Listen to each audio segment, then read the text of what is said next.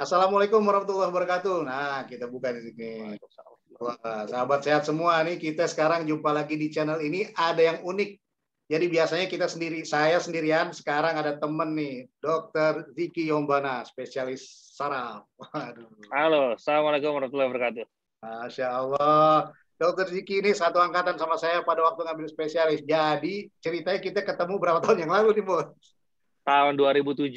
2007. Ini udah 24, udah 21, udah SMP. Hmm, benar. Tahun yang lalu ya, Masya Allah, bukan main. Jadi ya, teman sama-sama ngambil spesialis, kemudian cuma beda jalur, dokter Ziki ngambil saraf dan saya ngambil paru. Nah, tapi ini eh, bro, gue panggil bro aja deh, lebih enak gitu daripada formil ya bro ya. Iya dong, ngapain formil-formil? Jadi bro, kita kemarin lagi pikir-pikir gimana caranya kita mau edukasi. Sebenarnya sekarang kan intinya bagaimana kita cara mengedukasi masyarakat langsung di rumahnya mereka gitu kan ya.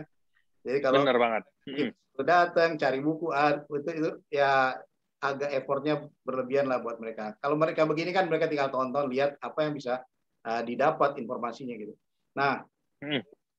langsung aja bro, karena Dokter Ziki ini adalah ahli saraf, jadi kita mau tanya tentang penyakit, lagi-lagi penyakit TB juga, masih tuberkulosis. Cuman yang orang awam bilang TBC otak. Nah, ini dia nih, meningitis TB atau encephalitis TB. Jadi, bro, gue pernah dapat pasien nih. Pasien 40, hampir 50 tahun perempuan. Sebenarnya datangnya di awal itu di IGD, dikonsul ke dokter saraf. Karena kejang. Karena kejang. Okay. Dan dia masuk di ICU. Nah, masuk ICU, diperiksa lah segala macam. Ternyata, ya betul ada diabetes gitu. Terus kemudian fungsi ginjal dan lain-lain masih dalam batas normal, di ronsen. Begitu di ronsen, ada flek lah, kita sebut aja, orang awam bilang flek ya. Ada infiltrasi gitu. Dikonsul ke paru. Nah, pada saat itu kita mau ambil sampel sulit. Ternyata dokter sarafnya dia jeli sekali, dia ngambil cairan liquor. Cairan otak. Ya, sahabat sehat, ini cairan liquor tuh cairan dari apa kita nyebutnya? Kalau awam apa tuh, Bos? Dari cairan otak yang diambil lewat sumsum tulang belakang. Nah, jadi penyuntikannya di tulang belakang, disuntik, disedot gitu ya, cairan. Nah, kemudian dari situ dia bilang, ini nyambung dengan yang dokter punya. Apa tuh? TBC otak. Dia bilang gitu. Waduh. Wah, saya pikir ya dalam satu sisi di step itu alhamdulillah diagnosis sudah tegak, kita bisa tinggal obatin aja dengan anti TBC kan. Nah, pengobatan 1 tahun. Tapi ada yang nggak enak nih bro. Apa tuh? Dalam pengobatan pasien itu sembuh kebetulan, lepas dari ventilator, lepas dari ICU, pulang rawat, sampai dia kontrol berobat jalan, pasiennya setiap datang ngamuk-ngamuk bro, marah-marah. Nah lo, kenapa begitu? Jadi yang kata keluarganya ini berubah, dulu nggak kayak begini nih. Waduh, dokter balik. Ya, saya kagak tahu bagaimana caranya dokter paru suruh benerin orang ngamuk-ngamuk. Kenapa sih? Coba dibagi ilmunya Nyambung nih. Nyambung nih. Jadi kan kalau misalnya tadi kan kita ngomong TBC tuh. TBC itu kan emang masuknya lewat paru. Cuman kan dia bukan cuma masalah TBC paru nih. Ada TBC usus, TBC getah bening, banyak deh. TBC tulang, salah satu TBC otak. Kalau kita ngomong TBC otak, itu TBC otak yang kita sebut jadi ada dua nih. Kalau ngomong otak, berarti TBC-nya di dalam kepala ya. Di dalam kepala nih Bang. Di dalam kepala ada dua yang diserang di situ. Yang satu bisa otaknya, yang kedua bisa selaput otaknya. Nah, ada dua nih. Pembungkusnya.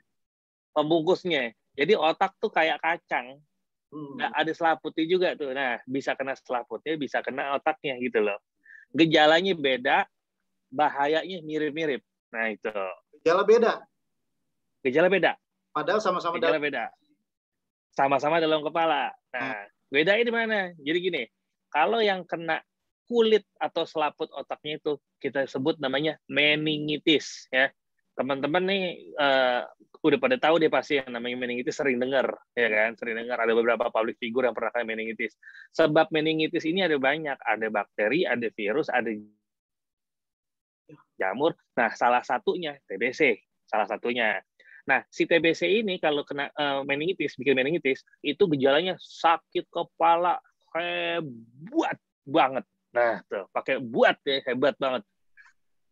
Banget tuh ya. Udah banget banget Banget, ya. Ya, ya. banget. Sakit kepala hebat ya, bukan cuma sakit kepala yang kayak orang-orang minum obat warung kelar. Enggak. Ini obat warung diminum sewarung nih, sewarung-warung yang kita minum nggak baik, saking sakitnya. Istilahnya gitu, Bang. Saking sakitnya. Saking sakitnya. Itu namanya meningitis TB. Nah, yang kedua, ada yang namanya encephalitis TB, encephalitis TBC. Yang ini, yang kena adalah otaknya, bukan selaputnya. Kalau otaknya yang kena, kagak sakit. Nggak ada sakit? Nggak sakit. Oh, nggak ada sakit. Wah, enak-enak ini dong. Enak aja, nggak gitu juga. Padahal otak pusatnya saraf. Iya, pusatnya saraf. Otak itu pusatnya saraf nyeri, tapi dia tidak punya reseptor nyeri. Jadi kalau encephalitis, dia nggak sakit. Cuman, ada cumannya. Karena otak yang kena, dia bisa kejang. Dia bisa terjadi kelumpuhan. Dia bisa penurunan kesadaran, pingsan, koma, segala macam. Lebih kacau sih, sebenarnya kan ya. Nah, itu. Nah, karena dia nempel nih selaput yang ini otak, dia dempet-dempetan, kadang nyamber barengan. Ibaratnya, dua-duanya kena. Ibaratnya tetangga kebakaran, rumahnya nempel, kita kesamber. Gitu kan? Benar. Kena juga. Namanya meningoencephalitis TB. Nah, ini udah paling menderita deh tuh. Dia sakit kepala iya, kejang juga, lemes juga, nggak sadar iya, pingsan iya, nggak bisa napas juga bisa jadi. Makanya yang itu kejadian itu bisa masuk ke ICU. Oh, itu. Ya semua artinya, wih berat betul ya. Jadi kalau berat. TBC ini, makanya kan orang suka nganggap kalau TBC yang kena cuma paru-paru doang gitu. Kita jelasin TBC di tempat lain, terutama di otak. Nah, jadi, sangat berat. Memang yang kita yang waktu itu kita hadapin pasiennya tiba-tiba kejang dan plok udah gitu aja koma terus. Nggak sadar gitu kan, koma kan? Betul. Nah itu. Nah terkait tadi itu, yang tadi yang apa selesai berobat dia ngaco ngamuk-ngamuk. Iya kan? Jadi udah pulang, udah 2-3 bulan pengobatan. Nah sorry, jalannya juga kayak apa ya? Kayak nyeret kakinya. Kayak robot, oke. Pokoknya nggak bener deh. Betul. Jadi dituntun, iya. masih segar badannya, tapi jalan dituntun. Terus begitu masuk ngamuk gitu. Dokter kemana? Nah, itu dia. Kemana aja, ibu kemana aja. Itu dia. Pokoknya setiap dia kontrol tiap bulan, gue dimarahin bos. Dokter kemana? Kenapa nggak datang dari pagi? Nah lo, kita praktek. Itu dia. Jadi emang otak itu kan kalau kita ibarat itu kan kayak apa ya, kayak batu pualam gitu ya, kayak batu gitu ya, kayak bola dunia. Yang mana kalau bola dunia gitu ada peta-petanya, ini daerah Indonesia, ini Eropa, ini Asia, ini segala macam ada gituan ya kan. Nah, di otak itu ada daerah, ini daerah motorik yang ngatur gerakan, ini daerah sensorik yang ngatur rasa, ini daerah emosi yang ngatur mood segala macam. Nah, kalau kena encephalitis tadi, otaknya kan tuh ada gangguan tuh, pasti otaknya rusak. Begitu otaknya rusak, tergantung dia kena di mana.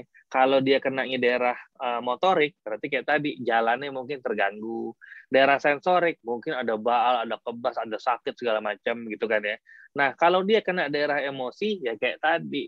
Jadi bawaannya moodnya ngomel, senggol bacok gitu kan ya. Cuman sedihnya apaan? Sedihnya nih. Kalau kayak penyakit-penyakit lain sembuhnya cepat, otak itu kalau udah ada masalah, kita ngomong sembuhnya lama banget, udah cakep. Karena biasanya kebanyakan permanen. Tapi ada yang sembuh nggak? Ada, cuma lama. Kalau kayak kulit 2 minggu baik, otak nggak lama. Bisa hitungan bulan bahkan tahunan. Jadi hati-hati. Betul. Jadi pasien ini kebetulan memang dia care sama kesehatannya. Setelah selesai pengobatan setahun gitu ya, kemudian 2-3 bulan kemudian dia sengaja kontrol datang. Ronsen terus, tapi itu namanya bos, jalannya nggak berubah lagi. Jalannya udah kayak begini. Udah kayak apa ya? Udah kayak apa kita bilang? Bukan Parkinson, bukan deh. Jadi kayak orang stroke gitu ya modelnya. Stroke, kayak orang stroke. Terus yang jadi masalah yang menjadikan itu dia bilang jalan kayak begini sampai kapan dok? Gitu. Nah ini waduh ya Allah. Akhirnya kita bilang coba ibu ke dokter saraf deh tanya aja. Kalau saya kan paru-parunya beres. Iya. Bahkan paru aja yang susah bisa baik tanpa bekas, sehat ya. Betul, Istilahnya kan. bisa. Tuh, otak begitu tuh Bang, repotnya. Makanya disayang-sayang otak tuh cuma satu. Benar. Otak cuma satu, benar-benar. Nah, satu lagi, pengobatan kan sama standar orang ya, hampir semua awam tahu ya, pengobatan itu kalau TBC paru paling singkat, di luar paru tuh termasuk tuh paling lama diobatinnya, bisa sampai 9 sampai 12, bahkan ada yang bilang sampai 18 bulan gitu ya, dokter Diki. Nah, problemnya adalah bagaimana kalau tadi gejala-gejala itu bisa diwaspadain bahwa sakit kepala hebat segala macam yang nggak mempan dengan obat. Problemnya adalah pada saat kita mau membuktikan atau mau mendiagnosis, kan harus ambil cairan tuh di belakang sumsum tulang. Iya. Nah, Iya. ada kadang-kadang keluarga yang bilang, jangan dok, kalau dokter suntik di situ, keluarga nanti adik saya atau siapa saya lumpuh katanya. Nah, bagaimana nih ngejelasinnya? Kagak ada cerita disambil cairannya lumpuh, nggak pernah denger. Itu kan kalau kata orang-orang doang. Karena kenapa? Yang kita tusuk itu di daerah yang aman, ya kan? Di daerah yang aman, yang mana sarafnya udah nggak ada. Jadi cuma ada rongga doang. Rongga. Kalau rongga doang itu ditusuk, yang keluar cairan doang. Di mana sih tempat nusuknya? Ya kurang lebih tempatnya kayak waktu kita operasi sesar. Kalau di biusnya gitu.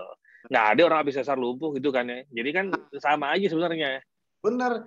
Oh, mungkin karena gini kali yang dipikir ya. Kalau sesar kan dibius, sementara kalau ini kan diambil sumsumnya, wah repot juga ya. Nggak, cairannya doang. Jadi teman-teman nggak usah khawatir. Jadi setiap dokter itu melakukan suatu tindakan juga nggak mau ada masalah intinya kan. Gimana caranya jangan sampai ada bahaya, karena bahaya itu ya secara gampangnya deh membahayakan si pasien juga membahayakan si dokternya. Kita nggak mau. Betul. Kayak jarum suntik deh, gampangnya jarum suntik. Suntik gampang nggak? Gampang, tergantung suntiknya di mana. Di sini aman. Coba kalau di mata, ya kan kita nggak di mata juga gitu loh. Jadi tergantung siapa yang nyuntik dan lokasinya di mana. Betul. Sama kayak kita misalnya ada cairan di dalam rongga dada nih, ada efusi. Kemudian kita wah pasien menolak, kenapa? Nanti kena paru-parunya. Lah emang yang nyuntik kagak sekolah. Gitu ya. Nah itu dia, kecuali tukang las yang nusuk kan lain cerita. Benar-benar. Iya, Ya kan, kita suruh ngelas juga nggak bisa. Semua orang ada ahlinya sih. Jadi serahkan aja kepada ahlinya, tapi ya silahkan dikomunikasikan dengan benar. Gitu. Betul. Wah, ini pencerahan luar biasa buat sahabat sehat bahwa TBC tidak hanya ada di paru-paru, tapi nyampe ke otak dan ternyata gejalanya berat sekali, luar biasa. Pesan dokter Ziki buat sahabat sehat, kira-kira kewaspadaan dininya apa nih? Nah, jadi buat sobat sehat nih ya, sapaannya sobat sehat ya. Jadi kalau misalnya sobat sehat ada yang sudah terdiagnosis paru-paru ya, ada TBC misalnya, atau di keluarganya ada riwayat TBC, kan risiko tertular nih. Terus punya sakit kepala yang agak-agak berat dan nggak baik-baik, mendingan cek ke dokter saraf juga selain ke dokter paru. Karena kenapa? Kita selalu berpikir kemungkinan terburuk sampai dibuktikan tidak gitu loh. Jangan ambil enteng-enteng kecolongan, nyesel loh.